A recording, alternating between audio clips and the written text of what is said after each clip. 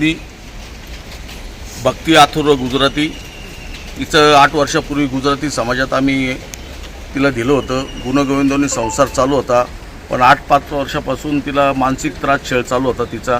तिने कधी आम्हाला सांगितलं नाही. आत्ता तिची आजी वारली 2 महिन्यापूर्वी मीटिंग झाली.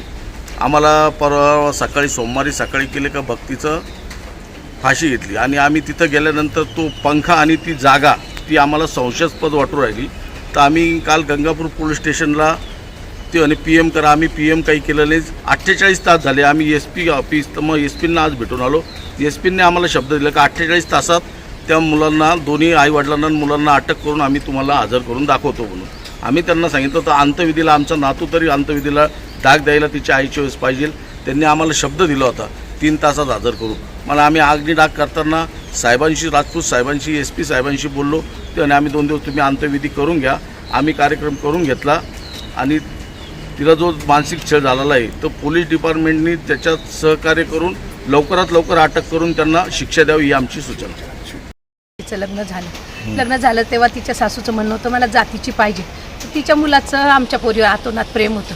त्या प्रेमाला भुलून प्रेम विवाह करायसाठी आम्ही तेच आले आमच्या घरी की आम्हाला तुमची पोरगी द्या. आम्ही म्हटलं पोरगी कराल, तुमच्या बायकोला पसंत नाही, विचार नाही म्हणे, आम्ही निघून नेऊ सगळं. त्यांनी करून नेली. केल्यावर ती बाई सुरुवातीला बाईशी बोलत नव्हती घरात. तिने तिचं काहीच केलं नाही नवरी म्हणून. तिला तिच्याशी बोलणं नाही, काही नाही. खूप त्रास द्यायची. तिला किचनमध्ये येऊ द्यायची नाही. तू किचनमधलं काय करू नको, माझ्या किचनला हात लावू नको, पाणी भरू नको, तू स्वयंपाक करू नको. तिला जर वाढायला उभी राहिली तर 4 लोकांचे ताटं करायचे. माझ्या भाचीचं ताट नव्हती करत. बाई तू नवरा चांगला आहे, माझा नवरा खूप प्रेम करतो. आत्या मी सहन केलं. नंतर माझी भाची खूप आजारी पडली, वरच्या घरात पडली बेशुद्ध. त्याला पाहायला कोणीच गेलं नाही. तशी खाली आली. हॉटेलमधनं बिस्किटचा पुडा दूध आणलं, पोराला खाऊ घातलं. तिने खाल्लं. तिच्या सासऱ्याने इथं आणून घातलं. इथं हॉस्पिटलमध्ये ॲडमिट केली. त्या दवाखान्यात जाऊन विचारा कशी अवस्था होती बाईची. माझ्या हातपाय वाकडे झालेले होते.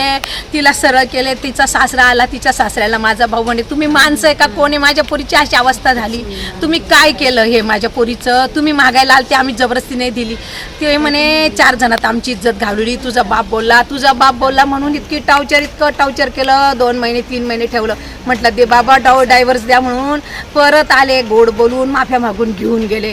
वेगळं काढलं तर ती बाई नाही सुखाने जगू द्यायची. पोराला रोज कान भरायची, तुझ्या बायकोला सोड, तुझी बायको आली नाही, तुझी बायको बोलली नाही. तो पिऊन घ्यायचा रात्री. तिच्या भोवती तमाशा. सकाळी परत चांगला, बाई माझं रात्री चुकलं, मी आज रात्री चांगला वागल. परत रात्री पिऊन घ्यायचा, परत रात्री तमाशा. त्या तमाशाला कंटाळून मागं बाईला आम्ही घेऊन आलो.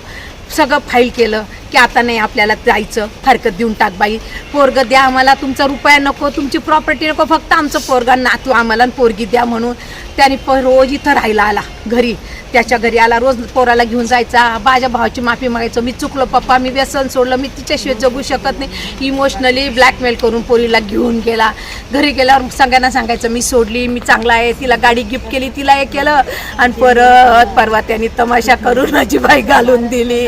काय केलं आमच्या पोरीचं. आणि आता गायब कसे झाले ते कुठे सापडे ना. तिचं 5 वर्षाचं पोरग तिच्या अंत्यविधीला नाही.